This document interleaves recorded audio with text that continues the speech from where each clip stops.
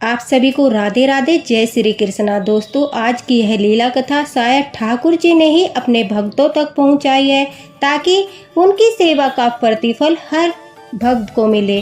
ठाकुर जी की सेवा जब हम करते हैं, लड्डू गोपाल की सेवा हम करते हैं, तो काफ़ी बार होता है कि हमें अनुभूतियाँ नहीं होती, हमें लड्डू गोपाल के दर्शन नहीं होते। तो हमारे मन में शंका होती है, क्या ठाकुर जी हमसे नाराज है? क्या ठाकुर जी हमें अपना भक्त नहीं मानते? क्या हमसे सेवा में कोई कमी हो रही है? तरह तरह के क्वेश्चन जो होते हैं भक्त के मन में आते हैं। तो ऐसा ही एक वाकया हुआ है यूपी में शिवानी जी के साथ। शिवानी जी 2015 में लड्डू गोपाल लेकर आई थी और उन्होंने लड्डू गोपाल को घर में अपने पुत्र रूप में स्थापित किया था। शिवानी जी कहती है कि लड्डू गोपाल को लाने के बाद मैंने उनकी सेवा करना शुरू कर दिया और मुझे संपूर्ण जानकारी थी कि लड्डू गोपाल की सेवा एक बच्चे के रूप में की जाती है। जिस प्रकार हम अपने बच्चे के खाने पीने का ध्यान रखते हैं, उसके सोने का ध्यान रखते हैं, बच्चे से जुड़े हर आवश्यकताओं का ध्यान रखते हैं, उसी तरह ठाकुर जी लड्डू गोपाल के बाल स्वरूप की भी सेवा की जाती है। शिवानी जी कहती है, मैंने सेवा करना शुरू कर दिया। सेवा करते करते लड्डू गोपाल की पूरा 1 वर्ष बीत गया। न तो मुझे लड्डू गोपाल के दर्शन हुए, न ही कोई अनुभूति हुई। तो कहीं न कहीं मेरे मन में शंका होने लगी कि क्या लड्डू गोपाल मेरी सेवा से प्रसन्न नहीं है? मुझे न अनुभूति होती है, न ही मुझे उनके दर्शन होते हैं। और जब मैं लड्डू गोपाल की पूजा करती हूँ तो मेरे अंदर कोई इस तरह का भाव भी नहीं आता जैसे कि लड्डू गोपाल घर में विराजित हो। ऐसा लगता है मानो मैं एक विग्रह की पूजा कर रही हूँ, और ऐसा होना बहुत ही गलत था। शिवानी जी कहती है कि मेरा मन दुखी रहता था। घर में जब से लड्डू गोपाल स्थापित हुए थे तो परेशानियाँ ही परेशानियाँ चल रही थी। कभी कुछ घटना हो जाती थी तो कभी कुछ घटना हो जाती थी। इस तरह से घर में जो शिवानी जी की सास थी वह भी कहती थी कि न जाने तुमने कुछ गलत समय पर तो ठाकुर जी की स्थापना नहीं कर दी, कुछ ऐसे समय पर जब मुहूर्त मतलब कि इस तरह का चल रहा हो, हमें स्थापना नहीं करनी चाहिए। लेकिन शिवानी जी कहती है कि मैंने जन्माष्टमी के दिन लड्डू गोपाल की स्थापना की थी, तो उस दिन तो पूरा दिन ही लड्डू गोपाल का, श्री कृष्णा जी का दिन होता है, तो उसमें कोई शंका की बात नहीं थी कि स्थापना का समय ठीक नहीं था। सब कुछ सोच समझकर अच्छे से ही किया था। अब शिवानी जी कहती है, ठाकुर जी की सेवा पूरे मन से कर रही थी। उन्हें समय पर भोग लगाना, सात्विक भोजन का भोग लगाना, विश्राम कराना, और यहाँ तक कि अपने पुत्र की तरह वह हर समय लड्डू गोपाल को अपने साथ भी रखती थी। जैसे कि वह काम कर रही है तो वह कहती है, मैंने लड्डू गोपाल को जैसे बाहर टेबल पर बैठा दिया। जब मैं अपने रूम में जाती थी तो अपने साथ लड्डू गोपाल को लेकर जाती थी, और अपने साथ अपने बिस्तर पर ही लड्डू गोपाल को बैठा लेती थी। और जब तक मैं आराम करती थी, मतलब सोती थी, तो लड्डू गोपाल को अपने बिस्तर पर ही रखती थी। उसके बाद लड्डू गोपाल को थोड़ा बहुत कुछ खिलाकर मैं लड्डू गोपाल को मंदिर में बैठा देती थी। इसी तरह से शिवानी जी जो है लड्डू गोपाल की सेवा कर रही थी। अब सेवा करते करते 2017 में शिवानी जी कहती है कि हमारे घर पर काफ़ी परेशानियां होने लगी। घर में आर्थिक तंगी आ गई, घर में सब लोग जो है बारी बारी से बीमार होने लगे। किसी भी प्रकार की कोई शांति नहीं थी, घर में बड़ी ही परेशानियां चल रही थी, और मन भी विचलित हो रहा था कि जब से ठाकुर जी घर में आए हैं तब से घर में परेशानियां है कि जाने का नाम ही नहीं ले रही। जबकि कहते हैं कि ठाकुर जी के पांव पड़ते ही सब परेशानियां दूर हो जाती है, संकट जो है हमसे कोसों दूर भाग जाते हैं। अब वह कहती है कि मेरे मन में बड़ी शंका हो रही थी, तो मैंने ठाकुर जी से प्रार्थना की कि मैं आपकी सेवा कर रही हूँ, आपकी भक्ति कर रही हूँ। मैं यह नहीं कहती कि मैं आपकी बहुत बड़ी भक्त हूँ, लेकिन जितनी मेरी सामर्थ्य है उसी के अनुसार मैं आपकी सेवा कर रही हूँ। लेकिन फिर भी न जाने क्यों मन में एक अजीब सी बेचैनी है, मन में एक अजीब सी हलचल है। मुझे ऐसा लगता है आप मेरी सेवा से प्रसन्न नहीं हो, तो मुझे मार्ग दिखाइए कि मुझसे क्या गलतियाँ हो रही है, क्या त्रुटि हो रही है जिस कारण से आप नाराज हो, प्रसन्न नहीं हो, अपनी कृपा नहीं कर रहे हो। अब शिवानी जी कहती है कि बड़ा मन बेचैन था, बड़ा दुखी था, तो हम ठाकुर जी से प्रार्थना कर ही रहे थे कि उनके पास ही किसी के घर पर भागवत हो रही थी। उनके यहाँ से एक व्यक्ति आता है और उन्हें भागवत के लिए बोलता है कि हमारे यहाँ पर भागवत हो रही है, आप भागवत में अवश्य ही आना। यह ठाकुर जी की ही कृपा थी, उनकी ही लीला थी, वो हमें रास्ता दिखाना चाहते थे। अब शिवानी जी कहती है कि इतनी परेशानियाँ चल रही है, मन को थोड़ी शांति मिलेगी, अच्छा लगेगा, इसलिए मैं भागवत में चली जाती हूँ। नहा धोकर लड्डू गोपाल को भोग लगाकर अब शिवानी जी जो है वो भागवत में जाती है। वहाँ पर जो कथावाचक थे, शिवानी जी कहती है कि वो लड्डू गोपाल के बारे में भी बातें कर रहे थे। तो अचानक से मेरे मन में विचार आया कि क्यों न मैं इनसे ही प्रश्न पूछूं, क्यों न मैं इनसे ही जानूं कि ऐसा क्या हो रहा है जो मुझे लड्डू गोपाल की न तो अनुभूति होती है और न ही दर्शन होते हैं। अब शिवानी जी कहती है, मैंने उन कथावाचक से कहा कि गुरुजी मैं एक प्रश्न पूछना चाहती हूँ। मैं 2015 से ठाकुर जी की सेवा कर रही हूँ, लड्डू गोपाल की सेवा कर रही हूँ और अब सेवा करते करते काफ़ी समय हो गया। लड्डू गोपाल ने न तो मुझे कोई अनुभूति कराई, न ही उन्होंने सौपन में दर्शन दिए। क्या लड्डू गोपाल मेरी सेवा से प्रसन्न नहीं है? क्या वो मेरी सेवा से खुश नहीं है? क्या वो नाराज है कि मुझे दर्शन नहीं देते, अनुभूतियां नहीं कराते? और जब से ठाकुर जी को विराजित किया है, उनकी सेवा करना शुरू किया है, कहते हैं कि सब जो दुख है वो दूर हो जाते हैं। ऐसा नहीं है, हमारे घर में समस्याएं बढ़ती जा रही है, परेशानियां बढ़ती जा रही है, कभी कुछ घटना होती है तो कभी कुछ घटना हो जाती है। तो मेरा मन उस समय शंका में पड़ जाता है कि क्या कोई त्रुटि तो सेवा में नहीं हो रही है। इस पर कथावाचक जो थे, गुरुजी जो थे, शिवानी जी कहती है, उन्होंने कहा कि तुम किस तरह से लड्डू गोपाल की सेवा करती हो? तो मैंने उन्हें बताया, मैं पुत्र रूप में लड्डू गोपाल की सेवा करती हूँ। जैसे एक पुत्र की सेवा करते हैं हम, देखभाल करते हैं, ऐसे ही मैं लड्डू गोपाल की करती हूँ। उन्हें खिलाना पिलाना, उन्हें सुलाना, उन्हें स्नान कराना, सभी बातें मैंने गुरुजी को बताई और यह भी बताया कि मैं लड्डू गोपाल से इतना प्रेम करती हूँ कि मैं उन्हें अपने साथ साथ रखती हूँ। जैसे कि मैं कुछ भी काम करती हूँ तो लड्डू गोपाल को अपने साथ ही बैठा लेती हूँ। इस पर जब अपने बिस्तर पर बैठाने वाली बात मैंने उन कथावाचक से कही तो वो एकदम से भड़क गए और गुस्से में बोलने लगे कि किस प्रकार की सेवा कर रही हो? अगर तुम ठाकुर जी को अपने शयन कक्ष में ले जाकर बिस्तर पर बैठा रही हो तो सबसे बड़ी गलती तो तुम यह ही कर रही हो, क्योंकि वो ठाकुर जी है, उनके साथ पवित्रता का ध्यान भी रखना होता है। चाहे वो भले ही बाल रूप में हो, हम उन्हें पुत्र रूप में सेवा करते हो, लेकिन वो सृष्टि के रचयिता है, ठाकुर जी के बाल स्वरूप है। शयन कक्ष में जो बिस्तर होता है वो कदापि स्वच्छ नहीं होता। अब इस पर शिवानी जी कहती है कि लेकिन गुरुजी मैं तो चादर वगैरह धुली हुई बिछाकर बड़ी अच्छी से स्वच्छता पूर्वक पूरा रूम साफ करके उसके बाद लड्डू गोपाल को रूम में ले जाती हूँ और अपने साथ बैठाती हूँ। शिवानी जी कहती है कि कथावाचक ने बड़े ही आराम से वहां पर उपस्थित सभी लड्डू गोपाल भक्तों को समझाया कि ठाकुर जी के लिए घर में एक स्थान बनाया गया है, वो है मंदिर। मंदिर सबसे पवित्र स्थान होता है और उस स्थान पर सकारात्मक ऊर्जा होती है, पॉजिटिव एनर्जी होती है।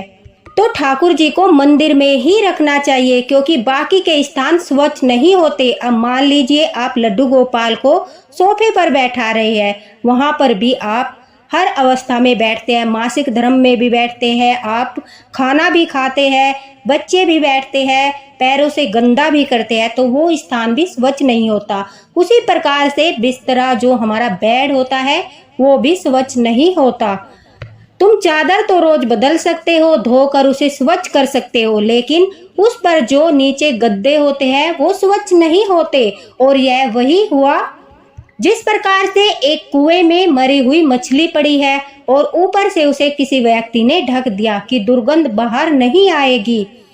तो लेकिन सोचिए, क्या वह कुएं का पानी पीने के योग्य है? क्या वह पीने का पानी हम घर में इस्तेमाल कर सकते हैं? क्या वह कुएं का जो पानी है जिसमें मछली पड़ी है लेकिन हमने उसे ढक दिया है, उसमें दुर्गंध तो उसी प्रकार की है, उसमें केवल बाहर से हमने उसे ढका है, अंदर उसमें गंदगी ऐसी की ऐसी ही है। तो इस बात को समझिए कि जो हमारा बेड होता है उस पर हम चादर तो स्वच्छ बिछा देते हैं, लेकिन उसके गद्दे जो होते हैं वो रोज रोज हम नहीं बदल सकते। तो वो अस्वच्छ होता है, उस पर ठाकुर जी को विराजमान नहीं करना चाहिए। ये छोटी छोटी सी गलतियां हैं जो हमें दिखाई नहीं देती, समझ नहीं आती। हम सोचते हैं अरे हम तो ठाकुर जी की सेवा बच्चे के रूप में कर रहे हैं, जैसे हम अपने बच्चे को रखते हैं ऐसे ही हम ठाकुर जी को रखेंगे। अपने पास सुलाएंगे, अपने बिस्तर पर बैठाएंगे, बाहर सोफे पर बैठाएंगे, बाहर आंगन में बैठाएंगे। ठाकुर जी के लिए घर में मंदिर इसीलिए बनाया जाता है कि वो एक स्वच्छ स्थान है और उस स्थान पर ठाकुर जी खुशी खुशी रहते हैं, प्रसन्न रहते हैं और वहाँ पर कोई भी गंदगी नहीं होती। आपने महसूस किया होगा जब आप अपने घर के मंदिर में एंटर करते हैं तो वहाँ पर मंद मंद भीनी भीनी सी सुगंध आती है। तो उस सुगंध से आपका मस्तिष्क जो है वो शांत होता है, आपको शांति का अनुभव होता है, आपको अच्छा लगता है क्योंकि वहाँ पर पॉजिटिव एनर्जी है, क्योंकि वो घर का एकमात्र ऐसा स्थान है जो पवित्र है, जो पॉजिटिव एनर्जी से भरा है, जहाँ पर ठाकुर जी विराजमान है। अब शिवानी जी कहती है उन कथावाचक ने समझाया कि ठाकुर जी को इस तरह से हमें कभी कहीं नहीं बैठाना चाहिए। कुछ लोग हैं वो कभी फ्रिज पर बैठा देते हैं, कभी वो रसोई में खाना बना रहे हैं वहां पर ठाकुर जी को बैठा लेते हैं कि हम तो बच्चे के रूप में सेवा कर रहे हैं। तो ये छोटी छोटी गलतियां जो है होती है और इनसे हम जो सेवा कर रहे हैं उसका प्रतिफल हमें नहीं मिलता और फिर हम ठाकुर जी को दोष देने लगते हैं कि हम आपकी सेवा कर रहे हैं फिर भी आप हम पर प्रसन्न नहीं हो रहे हो, अनुभूति नहीं करा रहे हो। उन लोगों को यह समझ नहीं आता कि लड्डू गोपाल अभी जागृत नहीं हुए हैं, क्योंकि तुम उन्हें स्थापित तो कर लिया है, लेकिन उनकी सेवा में तुम छोटी छोटी जो है गलतियां कर रहे हो, जिस वजह से ठाकुर जी अभी जागृत नहीं हुए हैं। तो अपनी भूल को सुधारिए और ठाकुर जी को मंदिर में ही विराजित कीजिए, मंदिर में ही उन्हें बैठाइए। अगर कभी तुम्हारा मन है कि ठाकुर जी मंदिर में बैठे बैठे बोर हो रहे होंगे, उन्हें भी घूमना है, तो उन्हें उनके सिंहासन पर ही लेकर अपने हाथों में लेकर थोड़ी देर इधर उधर घूम लीजिए। अब बेड जो होता है उस पर तुम्हारे बच्चे जब छोटे होते हैं वो गंदगी भी करते हैं, तो वो गंदगी गद्दों में भी जाती है और जब तुम रात को शयन करते हो, शिवानी जी कहती है कि उन कथावाचक ने बिल्कुल खुलकर समझाया। उन्होंने कहा कि तुम अपने पति के साथ भी शयन करते हो, भले ही तुम उस बिस्तर को, उस बेड को अच्छे से चादर वादर धोकर साफ कर लेते हो, लेकिन गद्दे तो वही रहते हैं, इसलिए तुम उसे स्वच्छ नहीं कह सकते और ऐसे स्थान पर तुम ठाकुर जी को नहीं बैठा सकते, नहीं विराजित कर सकते। यह घोर पाप है, घोर अनर्थ है, यह ठाकुर जी का अपमान है। अब शिवानी जी कहती है कि मुझे बड़ा बुरा लग रहा था, अंदर से मुझे लग रहा था मेरी इतनी सालों की सेवा जो है वो विफल हो गई। मैंने लड्डू गोपाल ठाकुर जी को बार बार अपने बिस्तर पर बैठाया, बाहर सोफे पर बिठाया, मैंने इन छोटी छोटी बातों का ध्यान नहीं दिया और इस वजह से मेरे घर में परेशानियां हो रही है। नेगेटिव एनर्जी जो है वो बनी की बनी हुई है और ठाकुर जी अभी जागृत नहीं हुए हैं, इसलिए सब समस्याएं आ रही है। अब शिवानी जी कहती है मैंने गुरु जी के कहे अनुसार घर आकर ठाकुर जी से अपनी गलती के लिए माफी मांगी और उनकी सेवा करना उसी प्रकार से शुरू किया जिस प्रकार से गुरु जी ने समझाया था। मैंने ठाकुर जी को अब बिस्तर पर बैठाना बंद कर दिया था, सोफे पर बैठाना बंद कर दिया था। मैं जहाँ जाती वहीं लड्डू गोपाल को बैठा लेती थी, उन सब जगहों पर बैठाना उन्हें बंद किया। जब भी मेरा मन होता था कि मैं लड्डू गोपाल को थोड़ा घुमा दूं, तो मैं उन्हें सिंहासन पर ही अपनी गोदी में लेकर बालकनी में घुमा देती थी। कुछ देर उन्हें अपनी गोदी में ही रखती थी, लेकिन इधर उधर नहीं बैठाती थी, क्योंकि मुझे समझ आ गया था कि गुरुजी बिल्कुल सही कह रहे थे। हम जो है मासिक धर्म आता है, जब भी अपने बिस्तर पर बैठते हैं, अपने सोफे पर बैठते हैं, हम जगह जगह घूमते हैं, तो वो स्थान स्वच्छ नहीं होते, क्योंकि हर वक्त हम हर चीज़ को चेंज नहीं कर सकते। हम सिर्फ ऊपर ऊपर से उन्हें धोकर पूछकर साफ कर सकते हैं, लेकिन वो स्वच्छ नहीं कहलाए जाते। इसलिए मैंने छोटी छोटी बातों का ध्यान रखा, लड्डू गोपाल की सेवा करना शुरू कर दिया। शिवानी जी कहती है कि कुछ महीनों में ही इस तरह सेवा करने से यकीन मानना मेरे घर से सभी परेशानियां दूर हो गई। ठाकुर जी मुझे अनुभूति कराने लगे। सौपन में मुझे छोटे से बच्चे के दर्शन होते थे, जो बड़े ही मुस्कुराहट के साथ सिर पर मोर पंख लगाए हुए सिंहासन पर बैठकर मेरी तरफ मुस्कुराते रहते थे। मुझे यह देखकर बड़ी ही शांति का अनुभव हुआ। मुझे लगा कि अब ठाकुर जी मेरे लड्डू गोपाल जो है वो जागृत है, किसी प्रकार की कोई समस्या नहीं है। धीरे धीरे हमारे घर में धन की भी कमी थी, जो वो धन की वो भी दूर हो गई। हमारे घर में तरक्की होने लगी, मेरे पति का कारोबार अच्छा चलने लगा, घर से बीमारियां दूर होने लगी। ऐसा लग रहा था जैसे ठाकुर जी काफी प्रसन्न हो और घर में पॉजिटिव एनर्जी का आगमन हो गया हो। अब शिवानी जी कहती है कि मैं पूरे नियम से, पूरी स्वच्छता के साथ, पूरे ध्यान से अब लड्डू गोपाल की सेवा करती हूँ। समय समय पर मुझे उनकी अनुभूति भी होती है, समय समय पर मुझे उनके सौपन में दर्शन भी होते हैं। और अब मैं लड्डू गोपाल के साथ बड़ा ही खुश हूँ। मुझे लगता है कि लड्डू गोपाल अब पूर्ण रूप से जागृत है। शिवानी जी यह लीला कथा इसलिए सब लोगों तक पहुंचाना चाहती थी। वह कहती है कि जब ठाकुर जी हमारे घर में विराजित होते हैं और पूजा पाठ में हमसे कोई गलती होती है तो वो रास्ता भी दिखाते हैं। जिस प्रकार से मुझे दिखाया, उन्होंने कथावाचक से मिलवाया, उन्होंने मुझे सारी गलतियों के बारे में बताया।